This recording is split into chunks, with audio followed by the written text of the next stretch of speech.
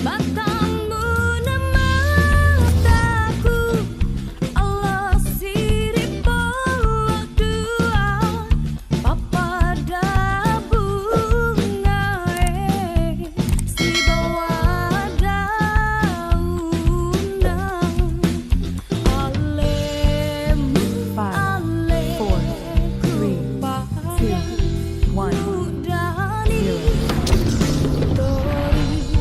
masih di dan rana si toto.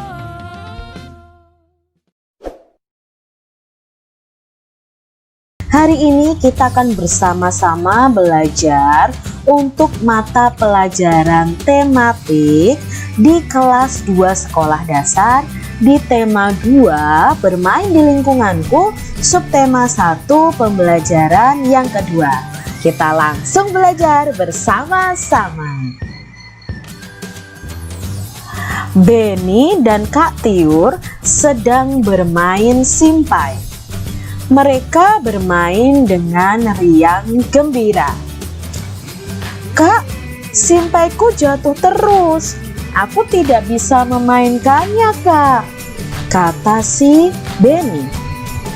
Kamu kan baru belajar, nanti juga pasti bisa, Dik, kata si Kak Tiur menenangkan si Beni.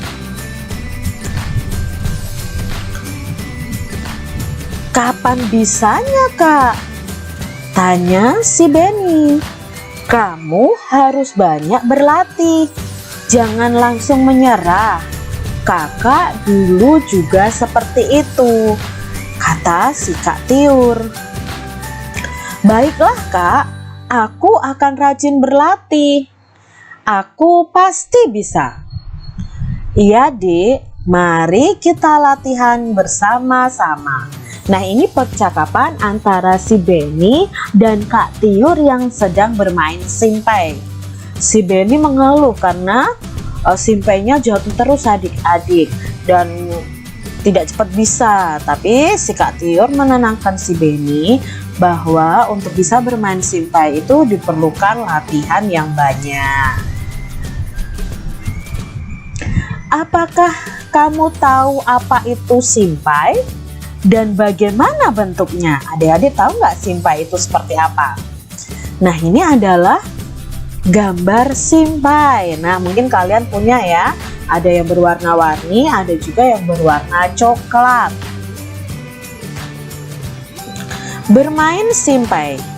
Tahukah teman-teman apakah simpai itu? Pernahkah teman-teman atau adik-adik memainkannya? Simpai adalah alat permainan yang berbentuk lingkaran. Simpai itu ada yang terbuat dari rotan, ada juga yang terbuat dari plastik. Simpai dapat dipakai untuk bermain dan berolahraga. Cara memainkannya nih adik-adik, dengan memutar simpai di pinggang. Kemudian pinggang digoyangkan mengikuti putaran simpai tersebut. Permainan ini dapat dilakukan secara bersama-sama. Pemenangnya adalah pemain yang dapat mempertahankan putaran simpai paling lama. Jadi kalau bermain simpai ini bisa dengan teman-teman kalian. Kalian bisa berlomba siapa yang paling jago memutar simpai di pinggangnya. Amati simpai yang kamu punya. Atau tadi Kak Cira sudah tunjukkan ya simpai, gambar simpai tadi. Lalu kalian setelah mengamati, kalian bisa menuliskan pada kolom pengamatan. Nah, kolom pengamatannya seperti ini adik-adik. Kita lihat simpai yang pertama, kita lihat warnanya. Warnanya tadi ada yang berwarna coklat, yang coklat tadi itu terbuat dari rotan. Yang berwarna-warni seperti merah, kuning, hijau, biru, itu tadi terbuat dari plastik. Nah, sekarang untuk permukaannya, simpai itu ada yang permukaannya halus, ada yang permukaannya sedikit kasar. Jadi kalau permukaan itu bisa halus, bisa kasar. Nah, bentuknya sekarang, bentuknya simpai apa? Ya, bentuknya adalah lingkaran. dan kegunaannya untuk bermain dan berolahraga. Jadi kalian sudah tahu nih, sudah mengamati tentang simpai, dari warnanya, dari bagaimana permukaannya, bentuknya, dan kegunaannya.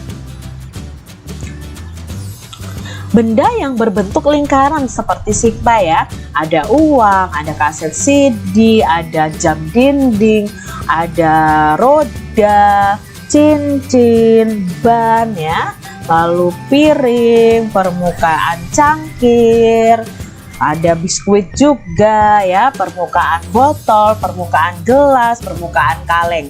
Kalau botol, gelas, kaleng itu sebenarnya bangun ruang, tapi permukaannya itu berbentuk lingkaran.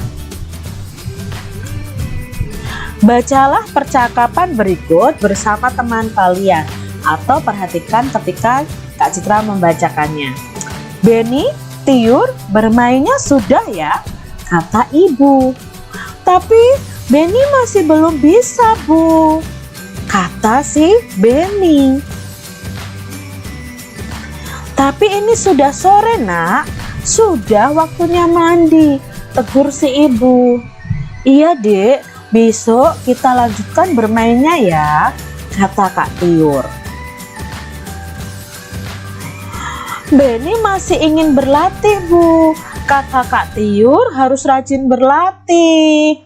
Itu kata si Benny yang masih ingin berlatih simpai.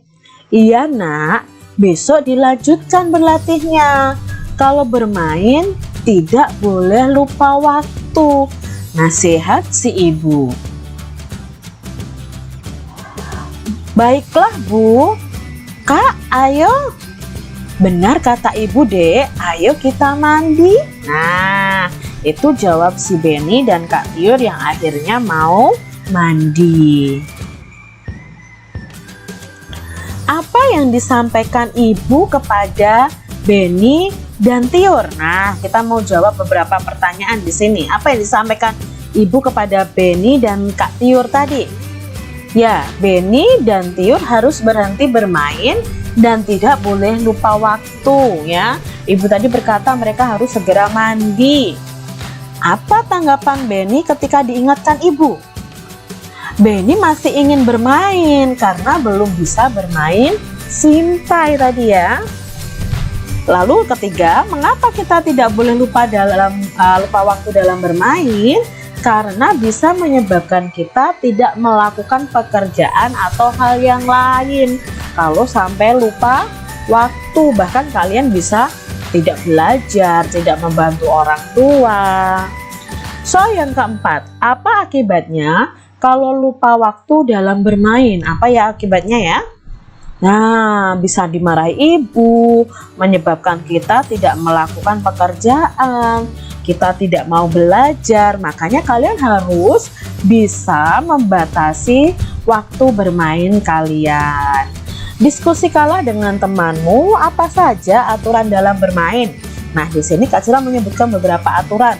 Yang pertama, tidak boleh lupa waktu. Lalu yang kedua, tidak boleh curang.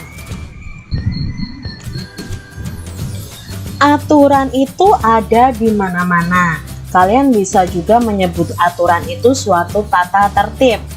Aturan itu berlaku bisa di rumah, di masyarakat, di sekolah, di tempat bermain, di jalan raya, di mal, bahkan di semua tempat itu ada aturannya. Mengapa Kak Citra di semua tempat, di mana-mana ada aturannya? Nah, aturan itu berguna untuk mengatur kehidupan kita. Jadi setiap aturan itu gunanya untuk mengatur kehidupan manusia. Aturan sendiri ada aturan yang tertulis dan ada aturan yang tidak tertulis.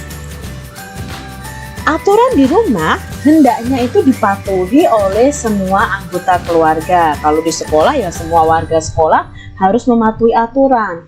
Kalau di mall ya semua pengunjung, semua yang ada di mall itu juga harus mematuhi aturan.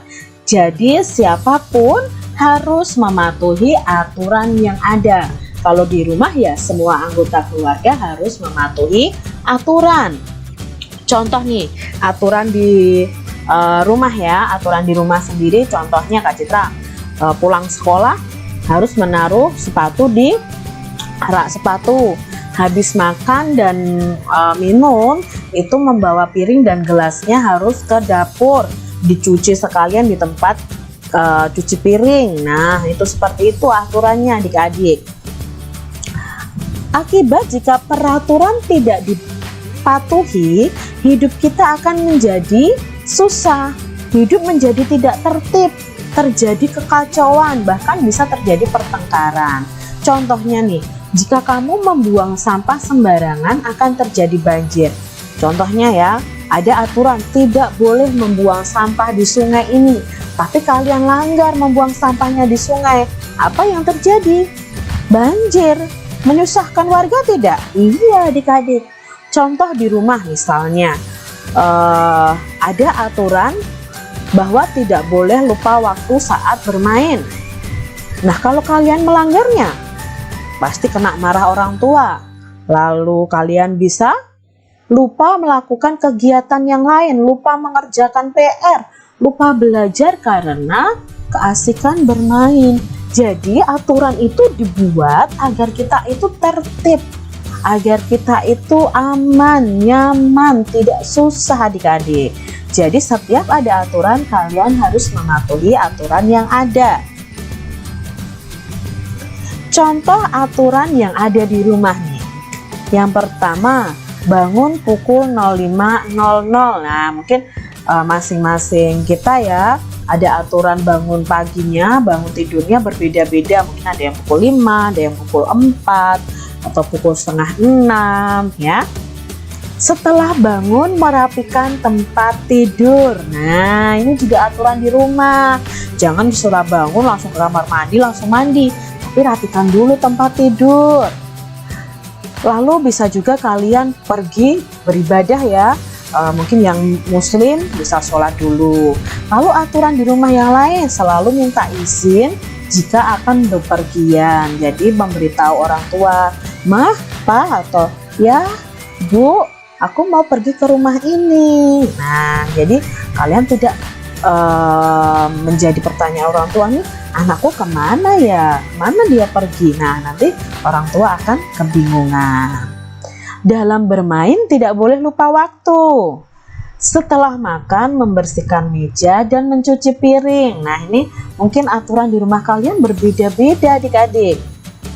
Mengerjakan PR itu juga aturan di rumah. Sore hari membantu pekerjaan orang tua. Belajar pukul 19 atau pukul 7 malam sampai pukul 9 malam misalnya. Mungkin berbeda-beda ya. Jadi aturan di rumah ini tergantung peraturan di rumah kalian masing-masing. Terus tidur pukul 21.00 atau pukul 9 malam. Nah, ini aturan adik-adik yang ada di rumah. Coba adik-adik tulis nih di buku tulis kalian, aturan di rumah kalian apa saja. Demikian adik-adik untuk pembelajaran kita hari ini.